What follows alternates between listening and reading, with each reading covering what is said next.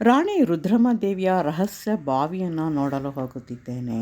ಈ ಬಾವಿ ವಾರಂಗಲ್ನ ಶಿವನಗರದಲ್ಲಿದೆ. ಮೆಟ್ಟಲು ಬಾವಿ, ವಾವ್ಸ್ ಅಥವಾ ಬಾವೋರಿ ಎಂದು ಕರೆಯುತ್ತಾರೆ.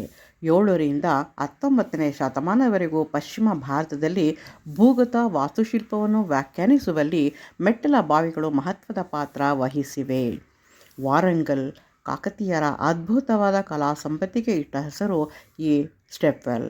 ಇದನ್ನು ಶೃಂಗಾರ ಬಾವಿ, ಬಹು ಅಂತಸ್ತಿನ ಬಾವಿ ಎಂದೂ ಕೂಡ ಕರೆಯುತ್ತಾರೆ. ಇಲ್ಲಿರುವ ರಹಸ್ಯ ದಾರಿ ವಾರಂಗಲ್ ಕೋಟೆ ತಲುಪುತ್ತದೆ. ಇಂತಹದೇ 300 ಬಾವಿಗಳನ್ನು ಕಾಕತೀಯ ರಾಜರು ಕಟ್ಟಿಸಿದ್ದಾರೆ. ಶೃಂಗಾರ ಬಾವಿ ಅಥವಾ ಬಹು ಅಂತಸ್ತುಗಳುಳ್ಳ ಬಾವಿ ಇದು.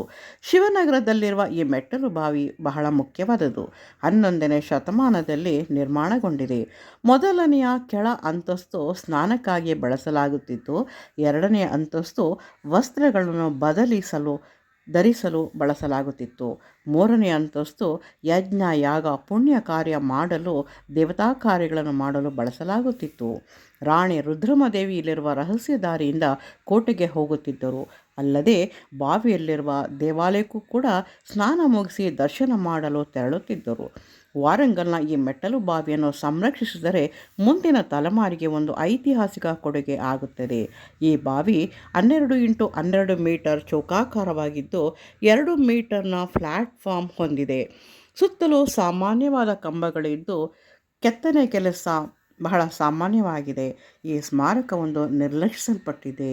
ಈ ಒಂದು ಮಾಹಿತಿ ನಿಮ್ಗೆ ಇಷ್ಟವಾಗಿದ್ದರೆ ಲೈಕ್ ಮಾಡಿ, ಸಬ್ಸ್ಕ್ರೈಬ್ ಮಾಡಿ.